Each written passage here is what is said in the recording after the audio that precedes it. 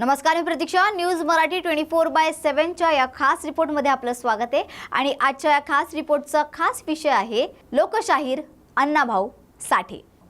तर महाराष्ट्रातील मराठी साहित्याच्या सामाजिक, सांस्कृतिक आणि ऐतिहासिक आणि त्याचबरोबर ज्ञान चळवळीतील सुवर्ण अक्षरांनी लिहिले गेलेले नाव म्हणजे साहित्यरत्न अण्णाभाऊ साठे.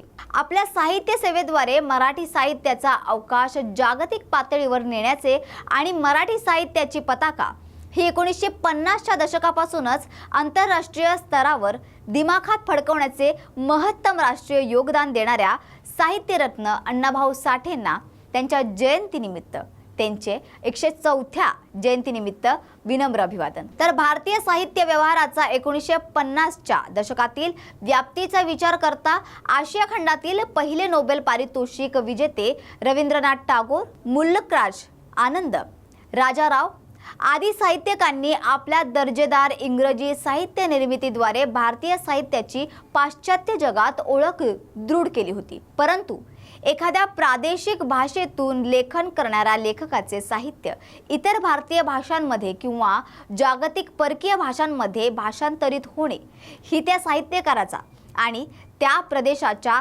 सकस वैचारिक परंपरेचा मोठा बहुमान म्हणावा लागेल, जो अण्णाभाऊ साठे यांच्या रूपाने महाराष्ट्राला मिळाला. 1 ऑगस्ट 1920ला सांगली जिल्ह्यातील वाटेगाव येथे जन्मलेल्या अण्णाभाऊ साठे यांचे वाटेगाव ते मुंबई हे स्थलांतर रोजगार शोधातून झाले. परंतु शाळा, महाविद्यालयीन कोणत्याही औपचारिक शिक्षणाची शिदोरी न मिळालेले अण्णाभाऊ साठे जीवनानुभवांच्या जोरावर व स्वज्ञानार्जन करून मराठी साहित्यातील नवतेचे निर्विवाद नवाब बनले.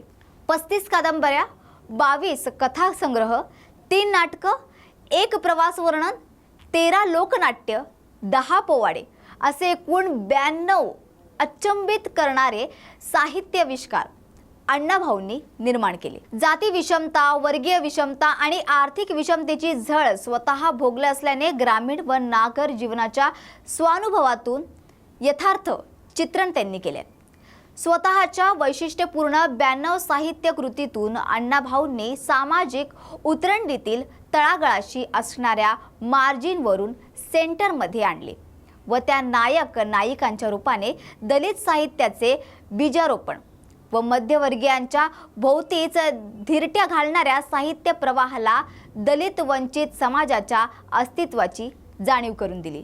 अण्णाभाऊ तळागाळातील नायक नायिका यांना नेतृत्व संधी देऊन जाती व्यवस्था जुगारून नेतृत्वात डिसेंट्रलायझेशन करतात आणि भारतीय वारकरी चळवळीप्रमाणे सर्वसमावेशक नेतृत्वाची संकल्पना सर्वप्रथम अंमलात आणतात.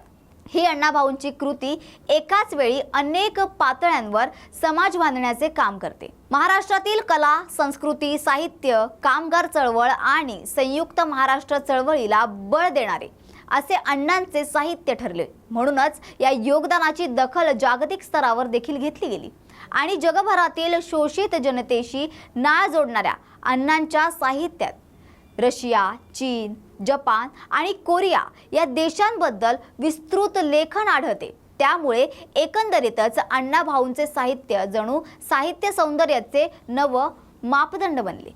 अण्णाभाऊंचा लेखन काळ हा सामाजिक राजकीय दृष्ट्या प्रचंड घडामोडीचा होता. ब्रिटिशांविरोधात उभारलेल्या भारतीय स्वतंत्र लढा, कामगार चळवळी, दुसरे जागतिक महायुद्ध, संयुक्त महाराष्ट्राचा लढा आणि नवमहाराष्ट्र चळवळ अशा सामाजिक परिस्थितीत स्वतःचं चरितार्थ आणि उपेक्षा हालअपेष्टांचे जीवन जगत असतानाही 1942 ते 1969 या केवळ 29 वर्षांच्या कालावधीत अण्णाभाऊंनी जागतिक मानवतावादी साहित्याचा निर्मळ साहित्य झरा जगाला दिला. सुरुवातीला मार्क्सवादामुळे झुकलेल्या अण्णाभाऊ नंतर आंबेडकरवाद स्वीकारतात आणि भारतीय परिप्रेक्ष्यामध्ये आंबेडकरवाद हा इतर कोणाहीपेक्षा सर्वात प्रभावशाली आहे असे प्रतिपादनही अण्णाभाऊंनी आपल्या साहित्यातून आणि कृतीतून केले.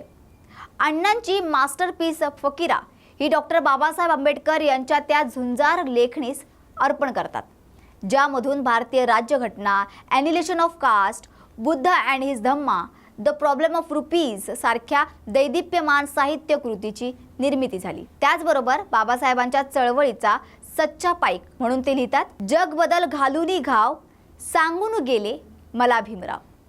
जरी अण्णांच्या साहित्याचा केंद्रबिंदू हा कायम समाजाच्या परिघाबाहेरचा वंचित मानवी समाज असला तरीही अण्णाभाऊंचे साहित्य प्रादेशिक अस्मितेच्या पुढे जाऊन राष्ट्रीय विचारांची मांडणी करतच विस्मृतीत गेलेल्या समूहांना सोबत घेऊन वैश्विक समाजाला जोडण्याचा संस्कार करते। म्हणूनच अण्णांचे साहित्य भारतीय संत परंपरेतील कबीर, तुकाराम, मीरा यांच्याबरोबरच अमेरिकेतील झोरा नील, हरिस्टन, सोजोर्नर tooth, मॉन्टो, Pablo Neruda, Ismat Chughtai, Alex हेक्सले यासारख्या असंख्य आंतरराष्ट्रीय असामान्य प्रतिभा लाभलेल्या साहित्यकारांबरोबरच समजले जाते। अण्णाभाऊंनी त्यांची लेखणी मराठी साहित्य जगतालाही पूर्ण परिचित नसलेल्या परंतु महाराष्ट्रात अस्तित्वात असलेल्या शोषितांच्या आयुष्यातील अंतरंग जसेच्या तसे उलगडून दाखवण्यासाठी झिजवली।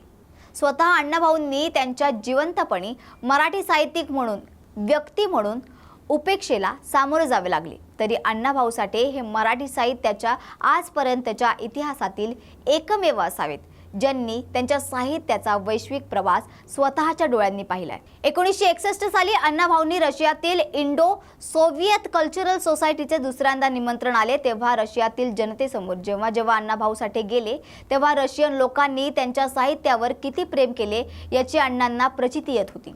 अण्णांच्या साहित्याचा आंतरराष्ट्रीय पातळीवर अनेक साहित्यिक, लेखक, नाटककार व अनुवादकारांनी असाच जय जयकार केला, ज्याचा परिपाक म्हणून अण्णांचे साहित्य जर्मन, पॉलिश, झेक रिपब्लिकन, रशियन, इंग्रजी अशा जगातील अनेक जागतिक व हिंदी, तेलुगू, कन्नड, तमिळ, मल्याळम या भारतीय भाषांमध्ये भाषांतरित झाले। भारतीय साहित्य निर्मात्यांमध्ये मराठी भाषा व मराठी साहित्य यांना कायम प्रतिष्ठा प्राप्त करून देण्याचे मोलाचे कार्य करणाऱ्या नगण्य मराठी लेखकांपैकी अण्णाभाऊ साठे हे एक आहेत। यामुळे मराठी साहित्यकारांच्या मयंदळी मध्ये मराठीला 1950च्या दशकापासून ते आजपर्यंत साता समुद्रापार सन्मान मिळवून देणारे साहित्यिक म्हणून एकमेव अण्णाभाऊ साठे हे निर्विवादपणे मान्य करावे लागेल। तर ही होती महाराष्ट्राची शान असणाऱ्या लोकशाहीर अण्णाभाऊ साठे यांची कीर्ती। तर सर्व दर्शकांना अण्णाभाऊ साठे जयंतीच्या पुन्हा एकदा शुभेच्छा। तर आजच्या या भागात आपण इथेच थांबत आहोत, पण अशाच नवनवीन विषयांना घेऊन पुन्हा भेटूया। तोपर्यंत पाहत रहा न्यूज मराठी 24/7।